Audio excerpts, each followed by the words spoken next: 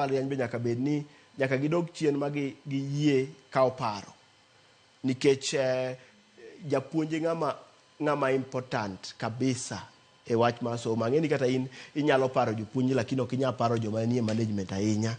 Maybe inyalo mana paro vice chancellor to gi DVC ma gi register. To koro mago momiyo nyaka bed ni wamedo tegruogo. Ka en wach mar nonro mar research, nyaka mbalariany ket pesa ma imiyo jogo mapuonjo matimo nonro mondo gimedorego to gidongo go bende nying university.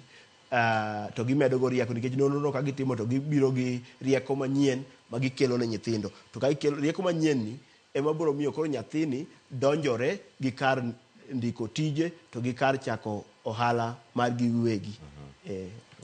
Erokamano ahinya. Ka wane ote mantiere karka, ote ma bende wasebedo ka wayudo kawuok kuom jowa. Ntiere ote ma wuok kuom Erika Wasonga, nitie mar Vitalis Ochieng Woodgame Karariu, kaachiel koda ka mar Sergeant Odidi. Gikore?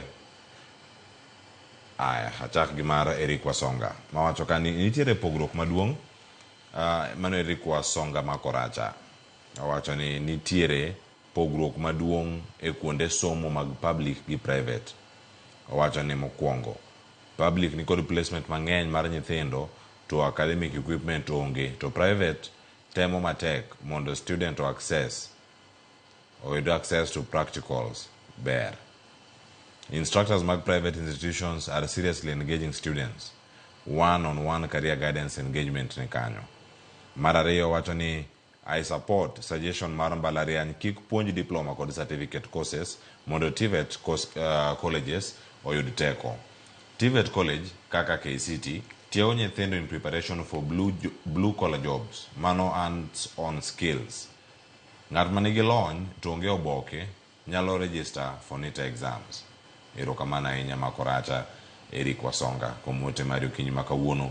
Ote mar Vitalis Ochieng Woodgame Karariu, ka wanyalo wacho ni Clovers oyawre kendo aru maber gi koni kane live gi sani koth ema onyonowa aduwa to pod ochwe.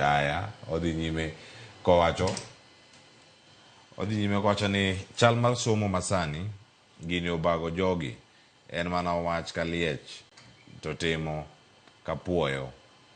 Koro githuthni athutha but ber malong'o to onge.